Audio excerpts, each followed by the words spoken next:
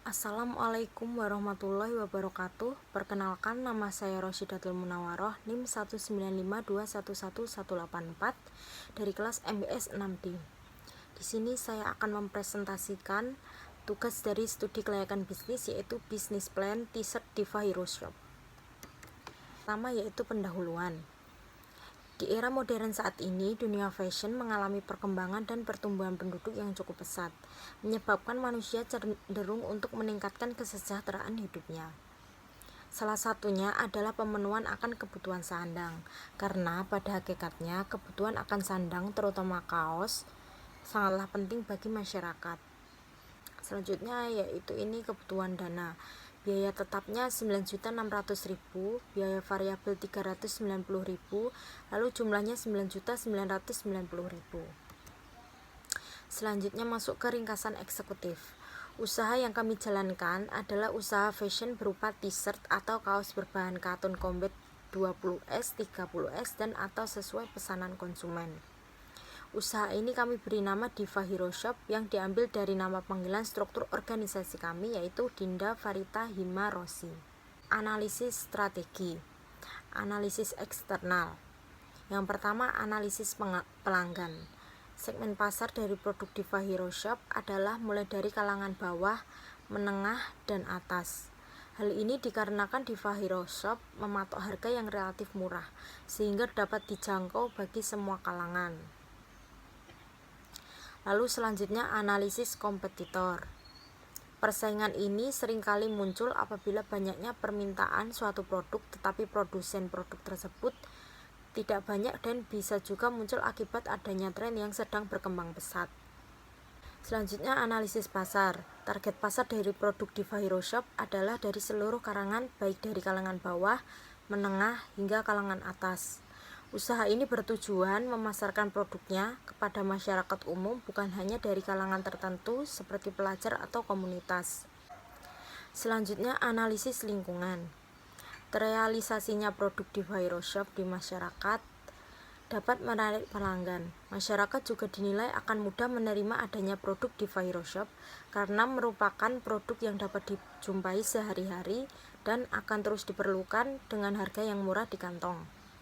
Dengan harga yang murah, maka kemungkinan pembeli tidak melakukan penawaran harga, sehingga secara lingkungan ekonomi di sekitar lokasi usaha memiliki lingkup ekonomi yang bervariatif, mulai dari kalangan bawah, menengah, hingga kalangan atas. Selanjutnya analisis internal. Yang pertama, kekuatan modal. Keuangan modal itu erat kaitannya dengan modal usaha. Modal usaha berasal dari penanaman modal, berasal dari orang-orang penting dalam perusahaan. Keterbatasan modal menjadi salah satu kendala dalam pengembangan usaha. Untuk itu, kami perlu mencari investor yang memiliki kebijakan mudah dalam hal pengembalian hasil dan jangka waktu yang panjang. Yang kedua, produksi atau operasional. Produk yang ditawarkan memiliki standar kualitas yang akan disebarluaskan ke masyarakat atau konsumen. Setiap pesanan yang masuk akan kami cek ulang sebelum masuk produksi. Setelah itu baru akan diproses hingga tahap penyablonan atau pembordiran. Lalu saat pengepakan atau packing akan ada pengecekan kembali dengan melihat data pesanan dan juga bahan serta ukuran yang diminta. Yang ketiga yaitu SDM. Terkait SDM atau orang yang terlibat dalam pelaksanaan usaha kami telah melakukan pengamatan terhadap karyawan terkait kemampuan dalam produksi, operasi, pemasaran, dan juga keuangan. Selanjutnya masuk ke analisis SWOT. Yang pertama, strike. Jenis bahan kaos yang dimiliki banyak dan bisa menjadi pilihan customer. Harga yang terjangkau dengan kualitas terbaik. Penyediaan sarana prasarana memadai, memiliki ukuran bahan yang bervariasi. Yang kedua yaitu weakness. Tempat pengerjaan yang kurang luas. Proses pengerjaan membutuhkan waktu yang sedikit lama. Pekerjaan yang dibutuhkan kurang jika memproduksi dengan jumlah banyak. Yang ketiga yaitu opportunities. Permintaan pasar yang ada terus-menerus. Dengan banyaknya cara seminar, gathering, mahasiswa, dan konser yang memerlukan kaos sablon, PDH, dan yang lain. Banyak individu atau distro yang membuat custom kaos dan membutuhkan vendor kaos. Yang keempat yaitu trade. mulai banyak produsen yang membuka usaha konveksi kaos dengan peralatan yang lebih canggih. Mulai ada teknologi sablon printing digital. Selanjutnya rencana produksi. Yang pertama, jenis produksi.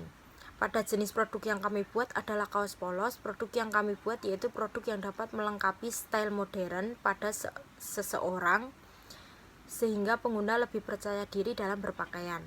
Produk yang dibuat kami berdasarkan melalui media sosial seperti Instagram, Facebook, dan TikTok. Yang kedua, proses pembuatan. Pada proses pengerjaan membuat kaos dilakukan pada hari Senin sampai Sabtu, waktunya pukul 7 sampai 4 waktu Indonesia bagian Barat. Yang ketiga, lokasi usaha. Dalam pembuatan kaos ini akan dimulai pada rumah salah satu dari anggota kelompok kami yang berlokasikan di Ngonilan RT 3 RW 5 Ngonilan Kartasura Sukoharjo. Kenapa kita memilih lokasi usaha tersebut? Karena di lokasi tersebut dekat dengan perkampusan atau perkampungan yang banyak kos-kosan. Jadi bisa memungkinkan untuk segmentasi pasar kita bisa luas. Selanjutnya yang keempat, kebutuhan bahan baku. Dalam kebutuhan bahan baku pembuatan kaos yaitu ada benang, kain, dan jarum. Yang kelima, kebutuhan peralatan. Dalam membuat kaos, sarana prasarana yang dibutuhkan yaitu mesin jahit, mesin potong, setrika uap, mesin pres uap. Yang keenam, proses produksi. Tahap paling awal pada proses produksi kaos adalah memilih bahan yang akan digunakan. Tentunya hal ini menyesuaikan dengan permintaan customer berdasarkan kebutuhan dan anggaran yang dimiliki. Yang kedua, menentukan desain. Pemilihan desain ini jika bukan sesuai permintaan customer akan dibuat mengikuti selera pasar yang sedang tren. Yang ketiga, selanjutnya tahap pemilihan ukuran atau size. Sesuai pesanan customer dengan memilih seperti ukuran dari S, M, L, XL hingga XXL.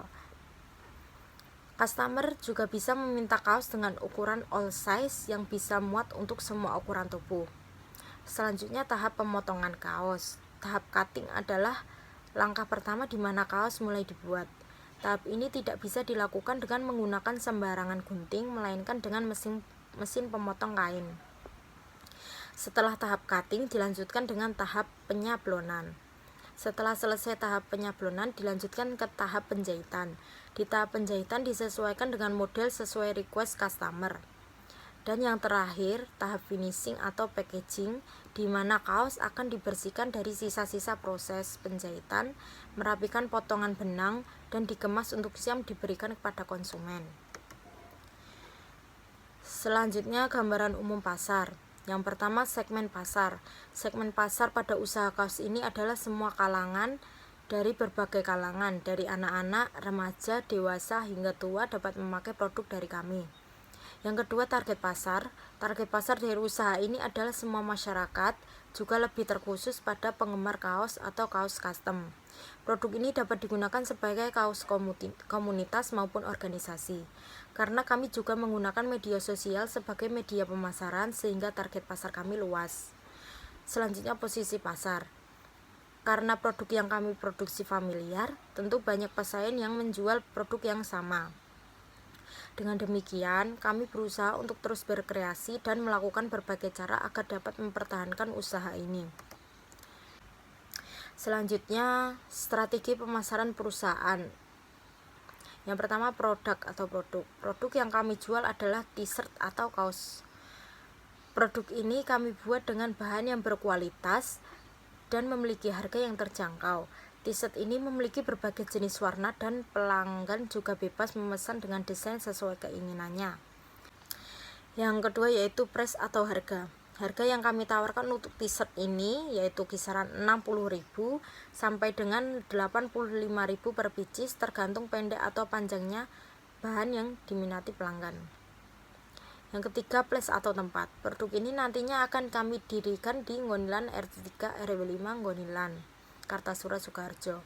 Selain itu, untuk memperluas pasar kami juga akan menjualnya secara online di beberapa platform agar jangkauan penjualan lebih luas. Selanjutnya yang keempat yaitu promotion atau promosi. Saat promosi nantinya kami akan terfokus pada media digital atau beberapa platform seperti Facebook, Instagram, Shopee, dan juga WA Bisnis untuk memperluas pasar. Selanjutnya rencana organisasi, nama usaha Diva Hero Shop, nama pemilik Roshidatul Munawaroh, bentuk badan usaha UMKM, jumlah SDM 4 orang, alamat di Gonilan RT 3 RW 5. Selanjutnya rencana keuangan, proyeksi laba rugi. Kami menjual kaos dengan berbahan cotton, semua hasil kaos berkualitas tinggi dan memberikan kenyamanan terhadap konsumen. Proyeksi keuangan estimasi biaya yang dibutuhkan antara lain yaitu harga dari kaos lengan pendek 65.000 sampai 75.000, kaos lengan panjang 75.000 sampai 85.000. Selanjutnya rencana keuangan, yang pertama biaya bahan baku per bulan, kain 130.000, benang 60.000, jarum 30.000, yang ditotal menjadi 220.000. Yang kedua biaya bahan baku per bulan yaitu ada mesin jahit 6.300.000, mesin potong 800.000, setrika uap 500.000, mesin press uap atau steamer 2 juta. Lalu totalnya yaitu 9.600.000. Yang ketiga biaya lainnya, biaya administrasi 40.000, biaya transportasi 50.000, biaya promosi 80.000, totalnya 170.000. Selanjutnya biaya lainnya yaitu yang pertama biaya awal, biaya bahan bakunya 220.000, biaya tetap 9.600.000, biaya lainnya 170.000, totalnya 9.990.000. Yang kedua total biaya per bulan, biaya bahan baku 220.000, biaya tetap 80.000, biaya lainnya 170.000, totalnya 470.000. Selanjutnya biaya laba rugi, ini dari per bulannya, penjualan 65.000 dikalikan 100 yaitu menjadi 6.500.000, harga pokok penjualannya 45.000 dikali 100 menjadi 4.500.000, didapatkan laba kotor 3 juta. Lalu biaya administrasi 40.000, transportasi 50.000, promosi 80.000 yang berjumlah 2.830.000. Selanjutnya yang terakhir yaitu bisnis model kanvas. Customer segment yaitu seluruh segmen masyarakat dapat menggunakan produk yang ditawarkan. Value proposition yaitu t-shirt menggunakan bahan yang ramah, bagus dan nyaman dipakai.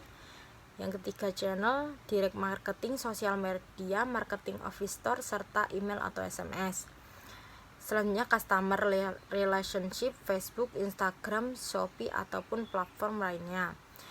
Selanjutnya revenue system, bank, kredit card, dan tunai. Selanjutnya key research yaitu konseptor, marketer, purchasing, partner relation. Selanjutnya key activities yaitu mencari sponsor atau partner, mencari klien, memberi bahan, membuat desain.